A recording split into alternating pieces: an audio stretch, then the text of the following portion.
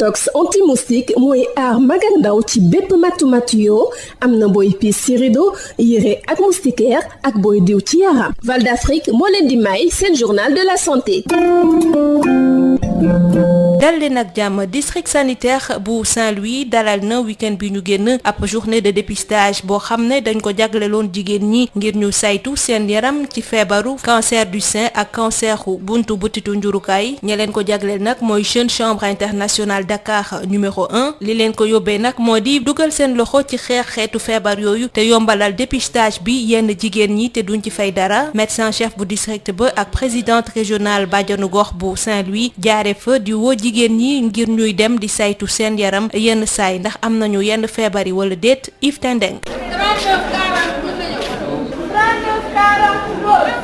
infirmière bi la mu ngi lim ay numéro di topp benn liste jóge ci suuf jëm ci kaw ñoo ngi ci biir district sanitaire bu Ndar fi nga xam ne ni bëri na ay jigéen yu bàyyeeku fépp ci Ndar ngir ñëw rek wuyu fi woote ñi nga xam ne ni ñoo ngànk kuréel bi ñu duppee GCI di jeune chambre internationale Dakar numéro 1 bi nga xam ne ni moo leen baaxee benn journée de dépistage gratuit yu cancer ween ak it butit jurukaay kii di Mor Badiane mooy vice président bu domaine communautaire bu kuréel GCI boobulee. dañu ñëw Saint-Louis parce que chaque mois de mars suñu organisation bi dañuy dimbali jigéen ñi pour ñu mën a dépister wu pour xam lan moo nekk seen yaram pour mën a prévenir yenn maladies comme les maladies cancéreuses loolu moo ñu andi Saint-Louis. dañ ko doon defee Dakar lu bëri waaye cette année ñëw ci Saint-Louis pour defee si ko fi. muy activité bu nga xamee ni dafa agsi ci waxtu bu ñu sukkandikoo ci kàddu kii di médecin chef bu district sanitaire bi lee du docteur Philomène Diouf mi nga xamee ni mu ngi ñaax jigéen ñi ngir ñuy teel a dem ci kër docteur ngir saytu seeni wér-gu-yaram. lu baax la ci population bi parce que souvent femmes yi dañuy xalaat ne bu ñu demee hôpital yi leen ni laaj day bëri donc ñoom bu ñu ñëwee offrir leen loolu c'est une grande opportunité pour ñoom. waaw ñu ngi leen di ñaax ñuy dem di dépister wu. parce que cancer du col bokk na ci cancer yi ñu mën a prévenir la par la vaccination des jeunes filles xale yi nga xamante ni ñoo am ba juróom-ñeenti at. lu nu mel moo waral sax taxawaay bi nga xam ne nii kii di soxna Nafissatou Diop mi nga xam ne ni moo jiite bàjjenu gox yu diwaan gi tey la jël ci yeete bi muy far a def jëmale ko ci jigéen ñi ci lu soxal feebar bi lee. message bi nu mën a jox tey askan bi moo di nanu jóge ci kër docteur suñu taxawaay mooy ñu jàppale askan woowu ba ñu war a mën di dem nag di saytu ji seen yaram. di fàttali ne bile activité daanaka bokk na ci lu waral mu antu moo di rek waa fondation BOA ak itam yeneen i partenaires yi nga xam ne ni ñoo leen ci gunge ki doon jokkoo ak yéen fii ci Saint-Louis Yves Tendeng Sud FM. jeune chambre internationale Dakar numéro 1 nag bile yoon mooy fukkeelu yoon ak ñaar boo xam ne ñu ngi amal ay journée de dépistage yoo xam ne kenn du ci fay dara lu ni mel seen président Ahmed Baham Senghor moo ko xamle. jeune chambre internationale Dakar numéro 1 mu nekk kuréelu ndaw ba nga xamante ne ñi ci âgé ci fukki at ak juróom-ñett ba ñeent fukki at donc li ñu soxal mooy xool fépp fi nga xamante ne jafe-jafe am na fa ñu mën ci dimbali état ñu def ko donc li ñuy def peut-être du dépistage kese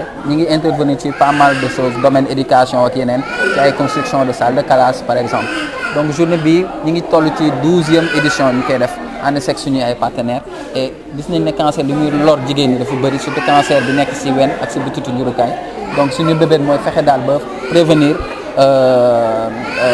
feebar boobu noonu yombalal également paj mi parce que jigéen ñi ñu leen di woo aussi ci bis bi ñu bañ a am kersa di ñëw dépisté wu et ñun ak suñuy partenaire bés bu ñu ci amee ay cas yoo xamante ne dafa avéré et que doomu jàngoro bi nekk na si ñoom ñun on s'engage ak suñuy ay partenaire jël leen en charge faj leen ndax ñi ñuy wax fagaru moo gën faju donc ñi ngi remercier ñëpp ñi nga xamante ne jàppale nañ ñu ci bis bi. bokk déglukat yi fii la ñu yem ak yéen ñu yendoog jàmm.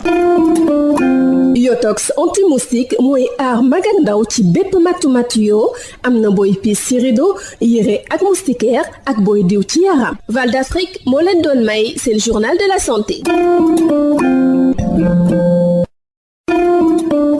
Yotox anti-moustique pour le corps, les vêtements, les rideaux et draps vous protège contre les moustiques chez l'adulte et l'enfant. Val d'Afrique vous offre votre journal de la santé. Bonjour chers auditeurs, le district sanitaire de Saint-Louis a appliqué le week-end dernier une journée de dépistage gratuit des cancers du sein et du col de l'utérus offerte par la Jeune Chambre internationale Dakar numéro 1. Ses membres ont voulu par ce geste apporter leur contribution en permettant à ces femmes de pouvoir bénéficier de ce dépistage gratuit, une occasion saisie par le médecin-chef de district et la présidente régionale des Badianu Gox de Saint-Louis pour inviter ces femmes à aller souvent se faire dépister. Les détails avec Yves Tendeng. Cette infirmière passe toutes les 5 à 10 minutes pour épeler des numéros suivant une liste et dans un ordre croissant. Nous sommes au district sanitaire de Saint-Louis où des dizaines de femmes sont venues répondre à l'appel de la GCI, la Jeune Chambre internationale Dakar numéro 1, qui leur a offert une journée de dépistage gratuit des cancers du sein et du col de l'utérus. Mor Badiane est le vice-président du domaine communautaire de cette GCI Dakar numéro 1. Durant ce mois de mars, qui est un mois important pour toutes les femmes, la Jeune Chambre internationale Dakar numéro 1, depuis des années, fait cette activité qu'on appelle le projet cancer. Chaque année, on prend une localité ou un centre, on va voir les populations et on les rassemble pour faire des dépistages gratuits et des consultations gratuites pour permettre aux femmes de déceler ces maladies pour avoir une prise en charge. Une activité qui arrive à point nommé, à en croire le médecin-chef de ce district sanitaire, le docteur Philomène Diouf, qui attire l'attention des femmes sur la nécessité de se faire dépister à temps. On sait tous que le cancer du col, de l'utérus et du sein font partie des premiers cancers qui touchent la femme.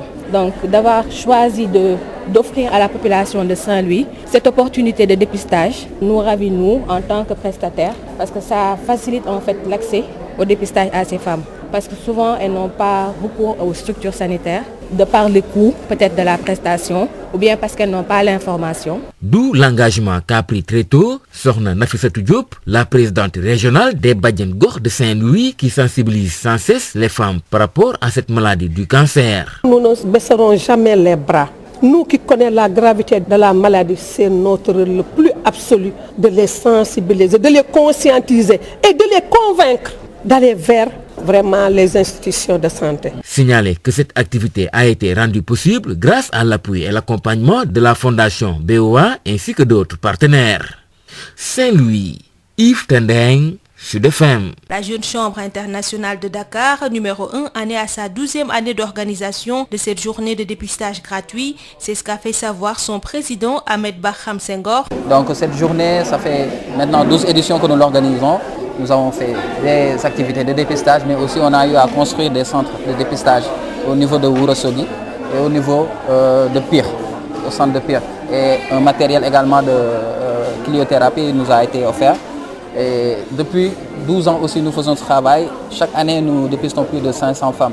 Donc nous savons que le cancer est une maladie qui fait partie des causes de décès les plus grandes de ce monde, plus de 15%.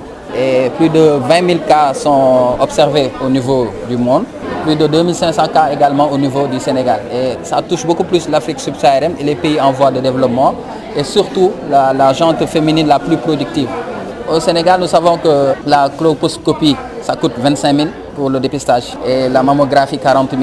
Donc pour les femmes qui sont dans les milieux défavorisés et pour tous ceux qui n'en ont pas les moyens, on a choisi le mois de mars, qui est le mois où on célèbre la femme. On a choisi, nous, en tant que jeunes citoyens actifs, de célébrer de cette façon, de voir en quoi est-ce qu'on pourrait aider ces femmes-là qui sont dans les milieux défavorisés. Et nous leur avons offert chaque année, au mois de mars, cette journée de dépistage gratuit, accompagnée de consultations également gratuites, consultations générales. C'est tout pour aujourd'hui. Merci de nous avoir suivis. Biotox anti-moustique pour le corps, les vêtements, les rideaux et draps vous protège contre les moustiques chez l'adulte et l'enfant. Val d'Afrique vous a offert votre journal de la santé.